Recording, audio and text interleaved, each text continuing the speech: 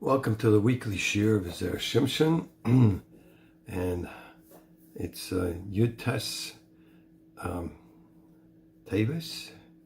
it's the yard site of the Rambam and Rabbi Yaakov Abu Chatzera, who is the grandfather of the Baba Sali.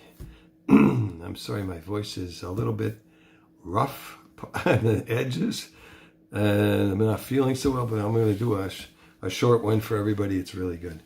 So you'll understand something that's not normally understood. Okay, now the question is, why were the Levites not included in the Shibud?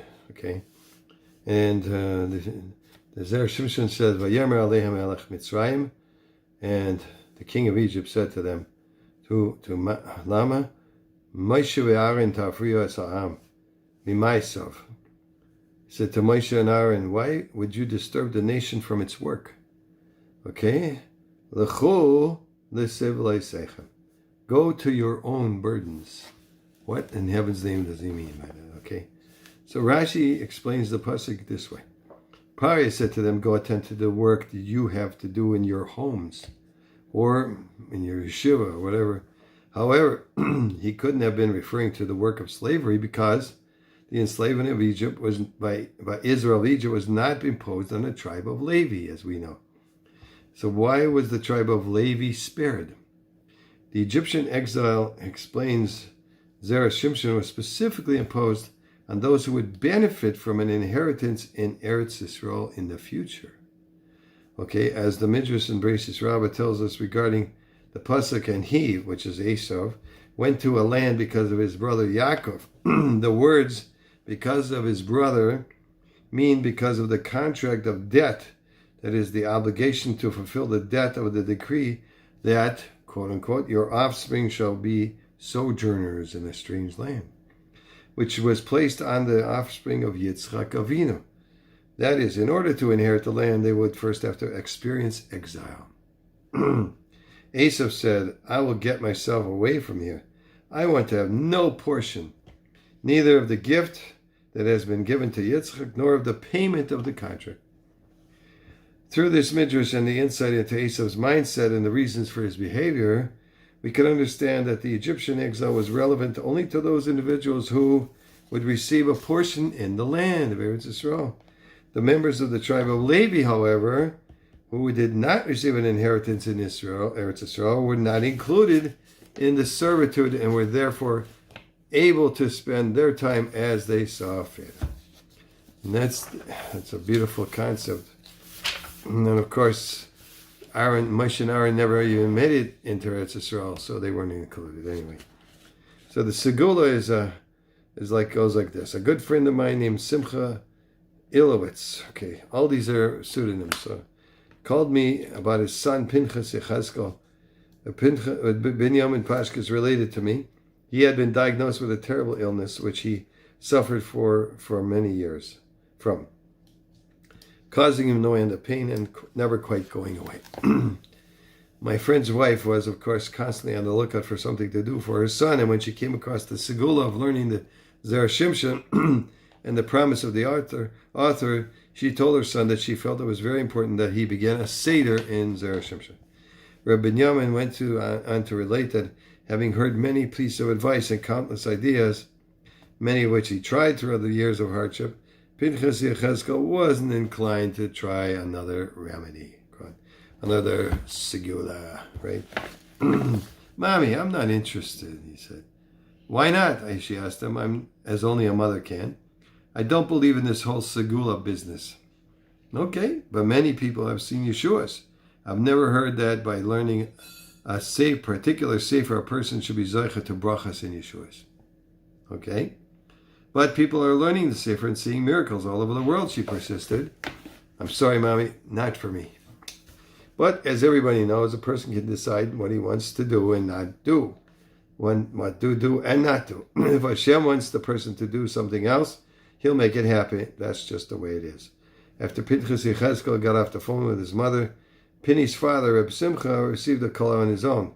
Reb Simcha, the caller, said, listen up. I'm listening. What do you have? What can I do for you?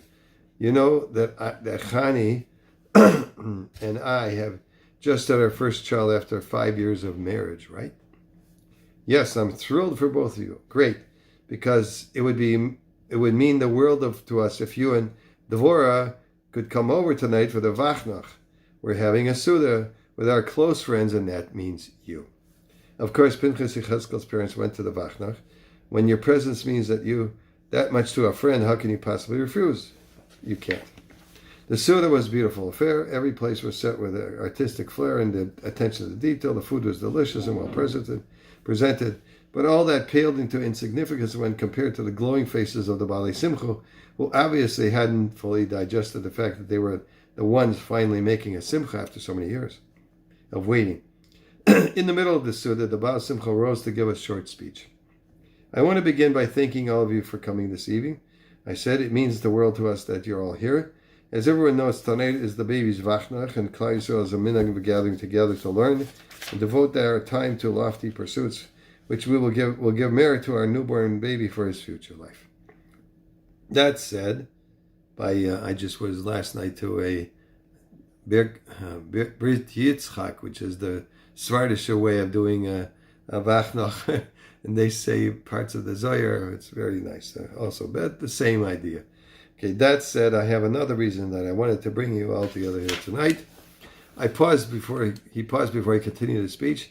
A big part of me feels the reason we are here tonight after so many years is due to the fact that I've been involved in helping spread the Torah of Rabbi Shimshon Chaim Nachmani. Oh, is that the author of the Zera Shimshon? Not only have I made myself learning from his Chashuv Sefer, but I also paid for the distribution of the weekly newsletter on the Zera Shimshon, which reaches Yidden in a wide variety of locations.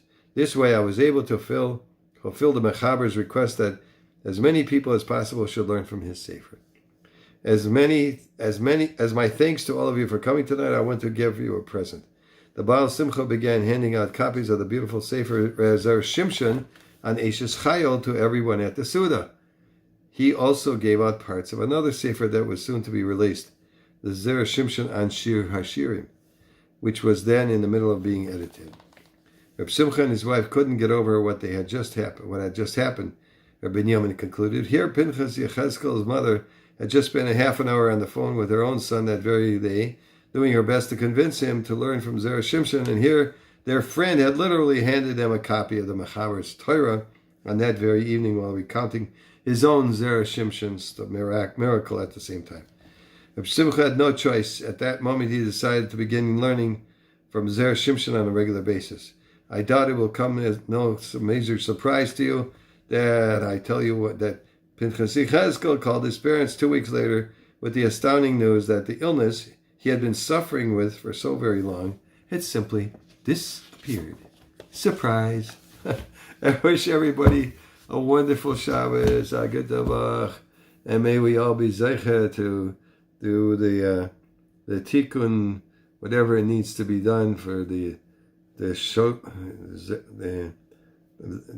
next couple of weeks in the Parshas for the tikkun of the bris, and may everybody who needs a zivug may have a bezeicha to get a zivug, and needs a refuah shlema have a refuah shlema, and those that are needed in parnasa be zeicha to parnasa b'revach. Kol b'seir, kol tu bye bye.